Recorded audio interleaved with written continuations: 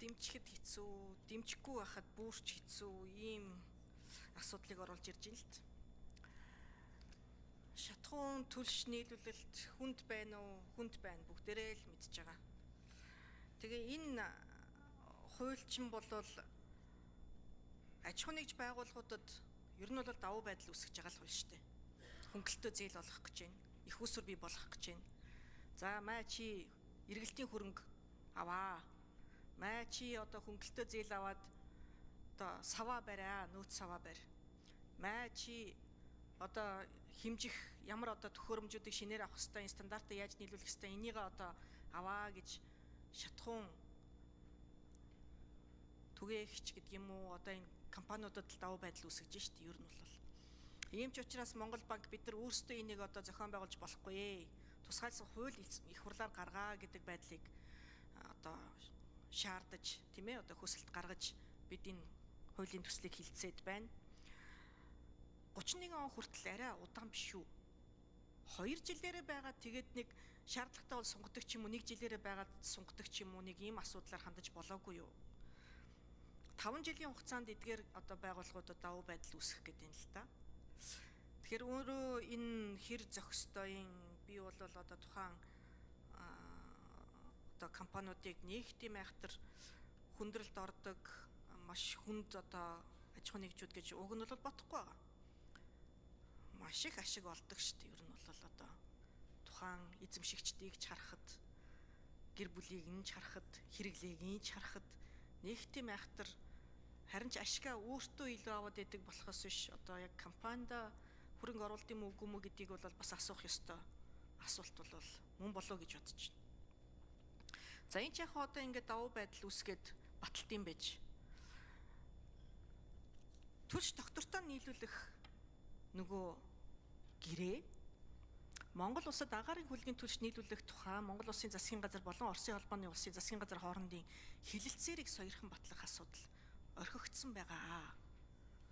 4 сард орж ирсэн хос гэрээ шүү гэдгийг бол одоо Оросын холбооны улсаас сануулж 2 гэрээг одоо оруулж ирээд нэгийг бид нар батлаад нэгийг нь бол одоо батлахгүй гэдгийгээ суудсан байгаа. Гэтэл хосоороо байж иж хүчин төгөлдөр шүү гэдгийг одоо Оросын холбооны улсын зүгээс байнга сануулж хэлж байгаа.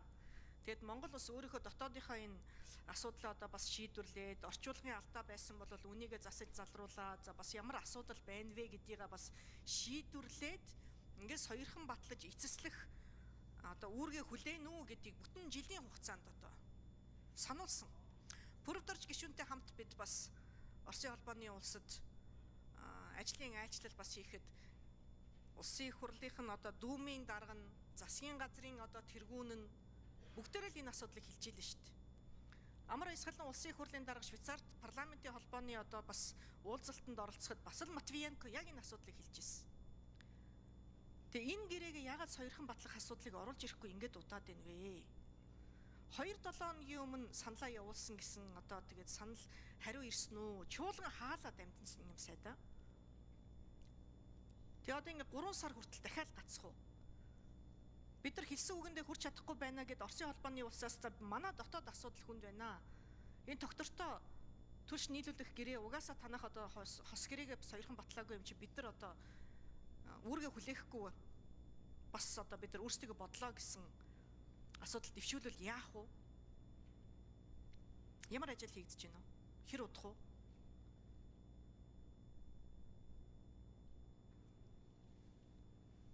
За дамжны юм сайд хариулъя.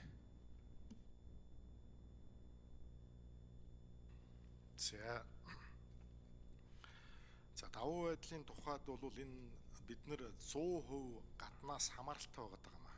За тэгээд түрүүн бас сайн зөрөг гишүүн асууж байгаад нөгөө минут амжсангүй газрын тосны боловсруулах үйлдвэр маань 28 онд ашиглалтанд орно. Ашиглалтанд ороод бид одоогийн өсөн нэмэгдэж байгаа хэрэглээнийхээ байдлыг харахад бол 50%-ийг нь хэрэглээнийхээ 50%-ийг тэр үйлдвэрийн бүтээгдэхүүнээр хангах чадaltaй болох юм. Тэгээд дахиад бас үлдсэн 50%-ийг нь бид нэр гадны их усүрээс авдаг болж байгаа учраас аль болох дотоодын импортлогч компаниудынхаа хүчин чадлыг нэмэгдүүлж хувийн хвшлийн нуруунд дээр одоо хүчин чадлыг нь даах хэмжээнд хүргэж л бид нэр энэ хүнд байдлаас харьцангуй гайгүй гарах юм нөхцөлтөө нэг нөгөө хэлэхэд одоо энэ шатхуун хариуцж байгаа энэ уул уурхай аж үйлдвэрийн сайд нарын хамгийн том одоо бүгдээрээ л энэ зовлон туулцгаасан байдаг. Бүгд л энэ асуудлыг үүсгэсэн байдаг. Тэгээд 31 он хүртэл гэдэг 5 жил гэдэг бол бидний импортын 95%-ийг Орос улбооны улс хойд хөрш маань одоо нийлүүлдэг. За хойд хөршт маань одоо бас нөхцөл байдал зарим үед бас бэрхшээлтэй байгаад байгаа. За геополитикийн нөхцөл байдал тогтворж хүртэл бас 5 жил байх юм байна гэсэн одоо улс судлаачдын тооцоолол байгаад байгаа учраас бид 5 жилийн хугацаанд тавьсан. Мэдээж одоо нөхцөл байдал хэвийн болчвол энэ хуулийг хүчингүй болгочиход бол асуудалгүй. За ариун заяа гишүүндээ бол бас маш их талархалтай байгаа. За энэ агаарын хөлгийн түлшний асуудал дээр их анхаарал тавьж ярьж байгаа. Агаарын хөлгийн түлшний асуудал өмнө нь орж ирэхдээ орчуулгын алдаа болон бусад одоо хамт орж ирсэн асуудлуудаас шалтгаалаад яваагүй. За энэ бол хоёр орны төр засгийн хүрээнд агаарын хөлгийн түлшний гэрээнээс гадна Орос улбооны улсаас Монгол улсад тогтвортойгоор нефтийн бүтээгдэхүүнийг нийлүүлэх гэрээ гэсэн юм хоёр гэрээ нийлсэн одоо юм хос гэрээ юм байна. Тэгээ энэ агаарын хөлшийн түлштэй холбоотой гэрээ нь 8 асуудал чуулганы хуралдааны үеэр их хурлын гишүүд маань байнгын орооны хуралдааны үеэр гишүүд маань ярьсан.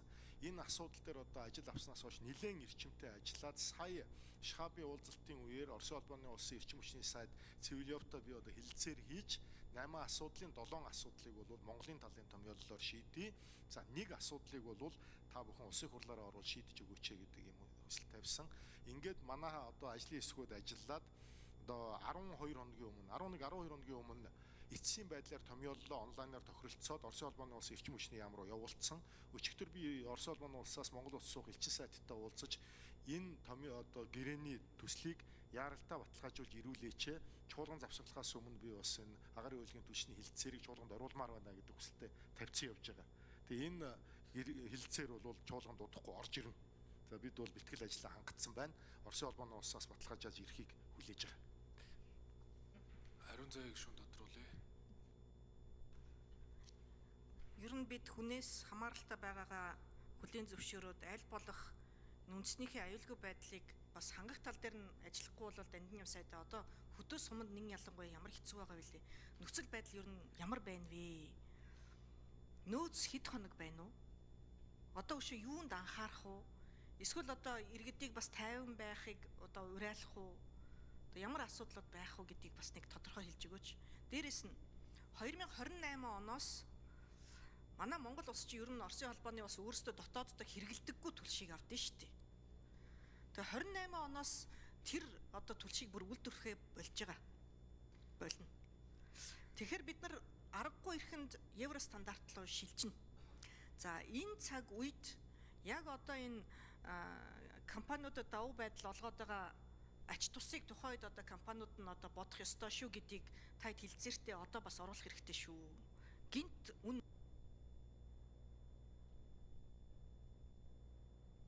Дандин сайд тодруулъя.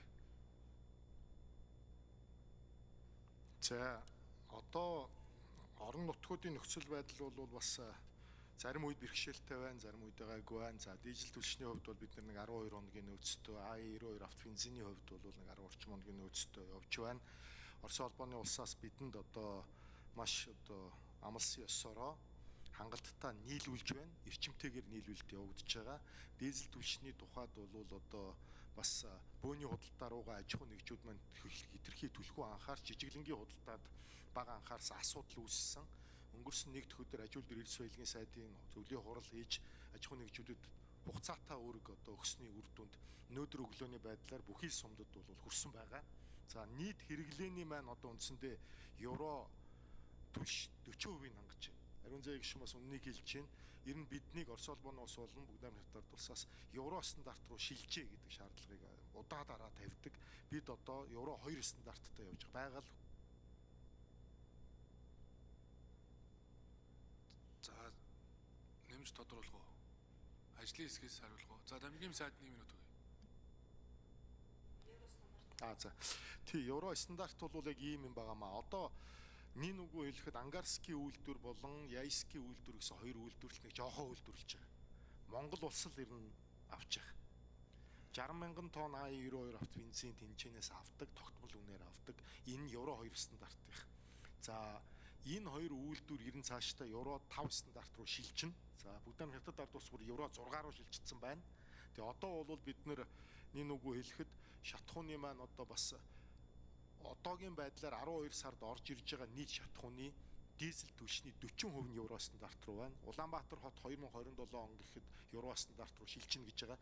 Энэ евро 5 стандарт гэдэг байгаагийн гол шалтгаан бол нэгдүгээрт машин тэргэн дээлтэй, хоёрдугаар байгаль орчин дээлтэй, хамгийн чухал нь хүний эрүүл мэндэд дээлтэй ийм л стандартыг 2000 дахин одоо илүү одоо хөхрийн хүчлийн хэмжээ нь бага ийм л одоо шатхуун л та. Тэгээ бид нар олон улсын жишг рүү явахаас өөр арга. Одонгийн цогт гэрлэх шүү. За шатхууны хангамж